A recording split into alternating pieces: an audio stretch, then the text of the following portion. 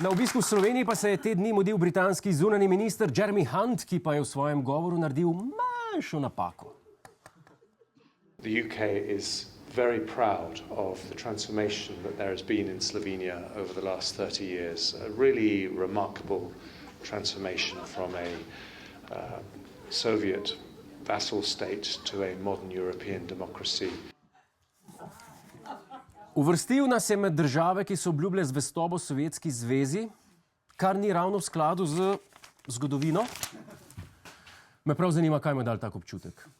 Kakorkoli že, kot britanski zunanji minister si gospod Hunt takih izjav ne bi smel privoščiti, te reči je treba preveriti. Čeprav po drugi strani pa razumem nerazgledanost glede na to, da prihaja iz države, ki nam je dala McDonald's, Kardashiane in Donalda Trumpa.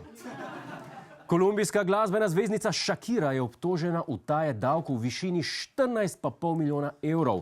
Ko so jo povabili na zaslišanje, je odgovorila, da se lahko dobijo wherever.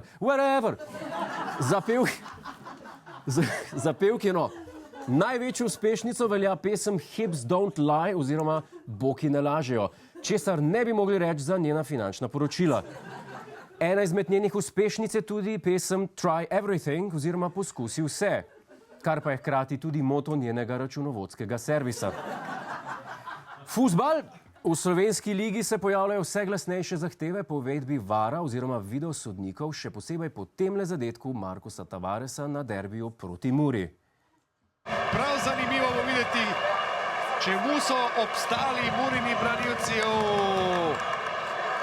To je pa kapitalna napaka.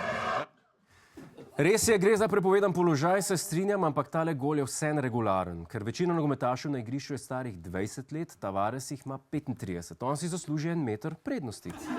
Gol v laž, špilamo naprej. Za konec pa v Ameriko. V Los Angelesu so minulo nedeljo podelili najbolj cenjene filmske nagrade, tako imenovane Oskarje. Nagrado za najboljši film leta je prejel film Zelena knjiga, ki govori o računovodskih poslih športnega društva Petra Vilfana. Samo podelitev pa je najbolj zaznamoval romantičen in s čustvi napolnjen pevski nastop Bradleyja Cooperja in Lady Gaga. In the shallow,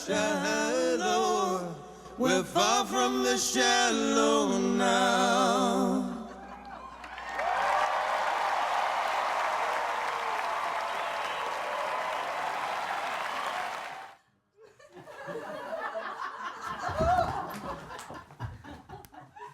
Ja, tole med Bradleyjem in Lady Gaga je bilo kar vroče.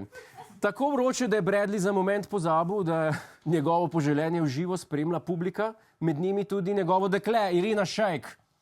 Tole je moral vrniti ven fajn večer, kaj? Bradley narodne situacije sicer ni komentiral, je pa vsem svojim oboževalcem sporočil, da je njegov kavč veliko bolj udoben, kot si je mislil. Seveda se o njegovi nezvestobi lahko samo hecamo, čas bo namreč pokazal, ali sta z Lady Gaga zaljubljenost le mojstrsko odigrala, ali pa je Bradley, kot bi rekli po domače, baraba, pokvarjen, do amena. Hvala gospodu, čeprav smo ga danes že videli 3-krat, pa tole vseeno ni naša izjava tedna. Ta prihaja iz ust našega sodnika na sodišču Evropske unije za splošne zadeve Mira Preka. Z eno od sodelavk sva se čustveno povezala, kratko obdobje, in potem ugotovila, da je šlo pravzaprav za nesporazum. To je naš YouTube kanal.